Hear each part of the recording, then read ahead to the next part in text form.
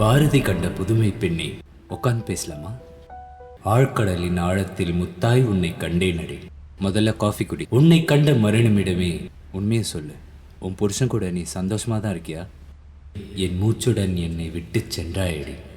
உன் புருஷன் கண்டுக்காம இருக்கிறது பேச்சில் மட்டுமா இல்லை பெட்லியுமா?